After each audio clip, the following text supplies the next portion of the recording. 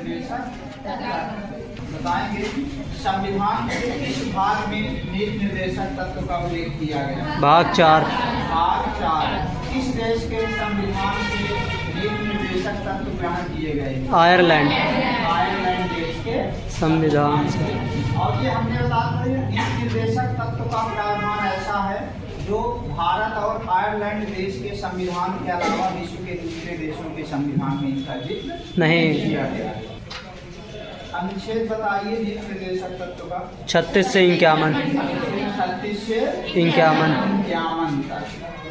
नीति निर्देशक तत्व का मुख्य उद्देश्य क्या है। कल्याणकारी राज्य की स्थापना।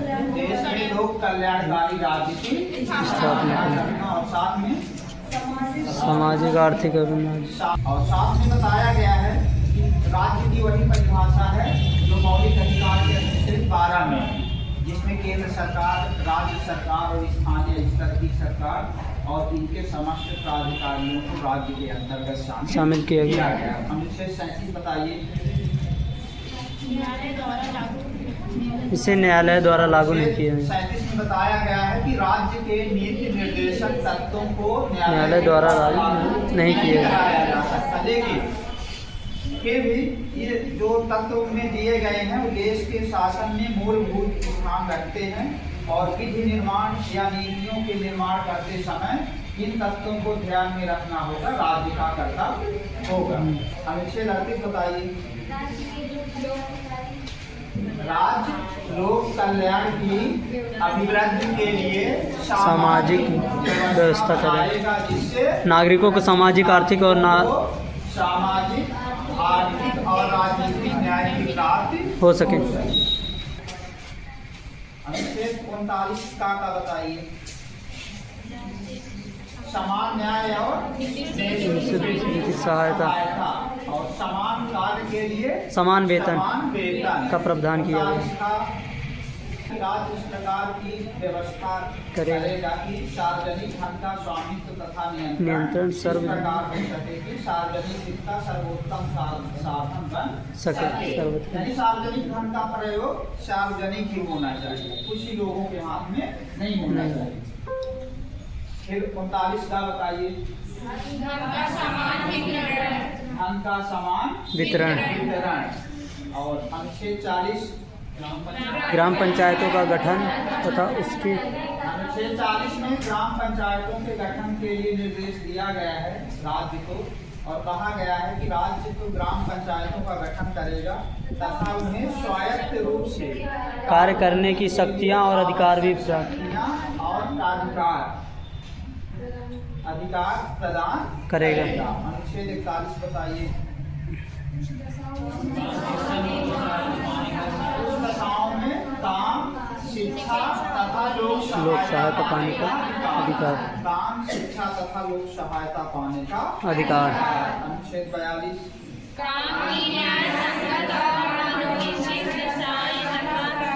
प्रसूति सहायता काम की न्याय संगत और मानवोचित दशाएं। यानी काम ऐसा होना चाहिए कि इंसान से इंसान जैसे ही काम करवाया जाए, जानवरों के जैसे काम ना कराएं। और इसी में बताया गया है प्रसूति सहायता अनुच्छेद 43 में। अनुच्छेद 43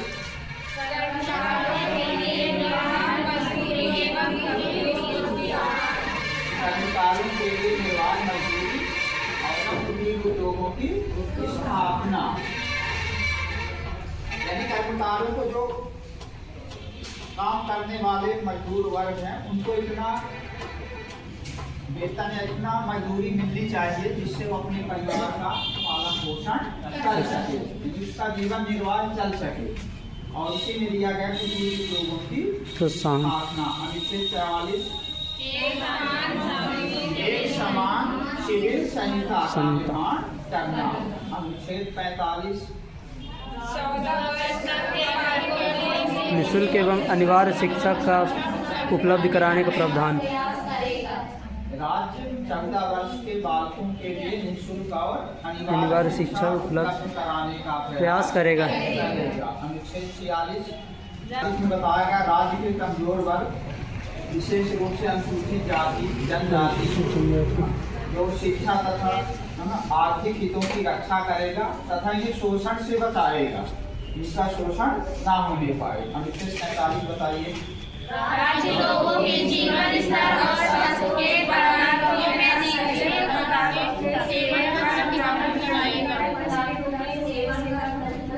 अनुच्छेद 47 में है, राज्य लोगों के जीवन स्तर स्वास्थ्य को सुधारने का प्रयास करेगा तथा स्वास्थ्य के लिए जो हानिकारक नशीले पदार्थ हैं उसके सेवन या उत्पादन पर दोनों पर प्रतिबंध लगाएगा। अनुच्छेद 48 कृषि एवं पशुपालन संगठन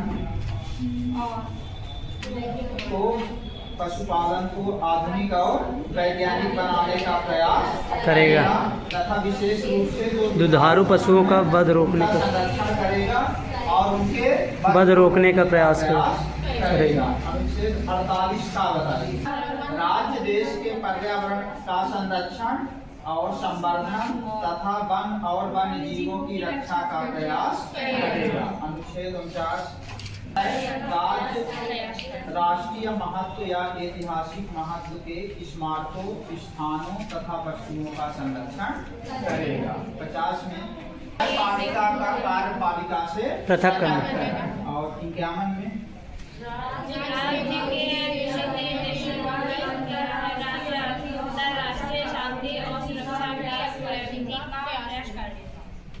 राज्य के अंतर राज्य को निर्देश दिया गया कि अंतर्राष्ट्रीय शांति और सुरक्षा का प्रयास अभिवृद्धि का प्रयास करना करेगा। इसके बाद निर्देशक तत्व के बाद हम लोग मौलिक अधिकार और नीति निर्देशक तत्व में अंतर पढ़ेंगे। पहले नंबर पे बताइए, मौलिक अधिकार किस देश के संविधान से प्रभावित हैं? अमेरिका। नीति निर्देशक तत्व आयरलैंड। दूसरा बताएंगे, संविधान के किस भाग में मौलिक अधिकार हैं? भाग 3। भाग 3 में। नीति निर्देशक तत्व भाग 4। भाग 4 में। मौलिक अधिकार के अनुच्छेद बताइए। 12 से 35। 12 से 35। नीति निर्देशक तत्व का अनुच्छेद 36 से 51। 36 से 51। क्या मौलिक अधिकारों को न्यायालय के द्वारा लागू कराया जा सकता है? कराया जा सकता है। किस अनुच्छेद के तहत? सुप्रीम कोर्ट द्वारा 36 के तहत सुप्रीम कोर्ट के द्वारा और 226 के तहत हाई कोर्ट के द्वारा 226 के तहत हाई कोर्ट के द्वारा। क्या नीति निर्देशक तत्वों को न्यायालय के द्वारा लागू कराया जा सकता है? नहीं। किस अनुच्छेद में बताया गया है? अनुच्छेद 37 में बताया गया है कि नीति निर्देशक तत्वों को न्यायालय के द्वारा लागू नहीं कराया जा सकता है। पांचवा अंतर बताएंगे, मौलिक अधिकार किसके लिए है?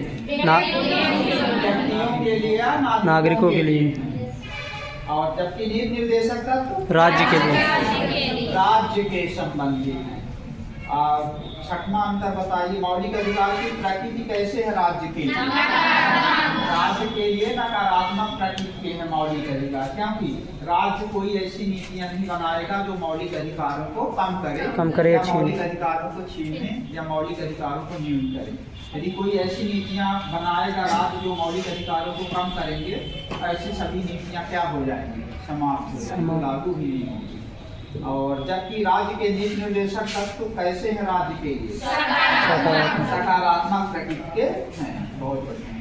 सातवां अंतर बताएंगे, मौलिक अधिकारों का मुख्य उद्देश्य क्या है? राजनीतिक लोकतंत्र की स्थापना करना। जबकि राज्य के नीति निर्देशक तत्व का मुख्य उद्देश्य क्या है?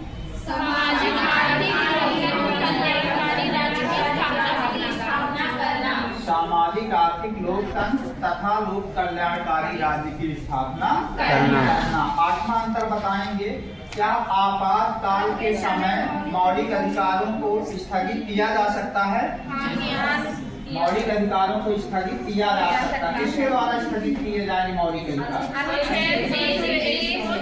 राष्ट्रपति महोदय के द्वारा स्थगित होंगे मौलिक अधिकार। अनुच्छेद 20 और 21 को क्या आपातकाल के समय राज्य के नीति निर्देशक तत्वों को स्थगित किया जा सकता है? नहीं किया जा सकता। समानता। तो ये हो गया मौलिक अधिकार और नीति निर्देशक।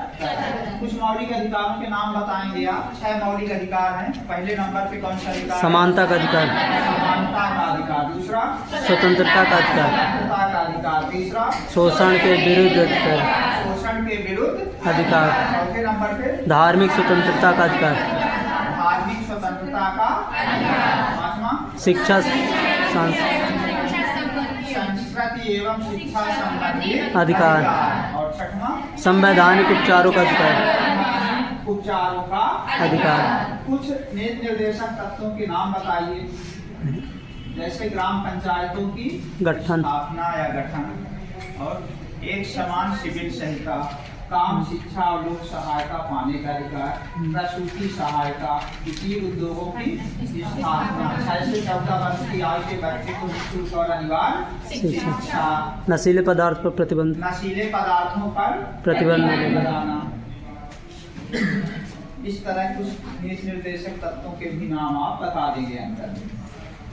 ये हो गया मौलिक अधिकार, मौलिक कर्तव्य और नीति निर्देशक और मौलिक अधिकार और नीति निर्देशक तत्व में अंतर।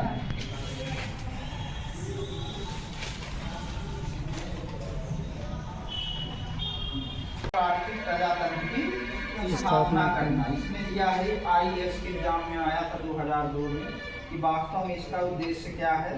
इसमें दिया है कि नीति निर्देशक तत्व एक प्रकार से राज्य के लिए नैतिकता के सूत्र हैं। इनका पालन करना संवैधानिक रूप से बाध्य नहीं है राज्य, लेकिन फिर भी नीतियाँ बनाते समय इनको ध्यान में रखना है। आगे इसमें बताया गया है कि तथा देश के वास्तविक रूप में सामाजिक और आर्थिक प्रजातंत्र को स्थापित करते हैं नीति निर्देशक। सामाजिक और आर्थिक प्रजातंत्र की स्थापना करना ही इनका मुख्य उद्देश्य है, और साथ में लोक कल्याणकारी राज्य की स्थापना करना। पूछा जाता है कि लोक कल्याणकारी राज्य की स्थापना से संबंधित कौन सा भाग है। तो नीति निर्देशक तत्व का कौन सा भाग है? भाग 4। और यदि नीति निर्देशक तत्व ही नाम दे दिया तब तो ठीक है। वैसे प्रश्न में दे दिया जाता संविधान के भाग, भाग 1, 2, 3 और 4। निम्न में से नीति निर्देशक लोक कल्याणकारी राज्य की स्थापना करने से संबंधित कौन सा भाग है? तो वहाँ पे बताएंगे भाग 4। भाग 4 का मतलब होगा राज्य के नीति निर्देशक। इसमें बताइए किससे संबंधित है? राज्य शब्द को परिभाषित किया गया है।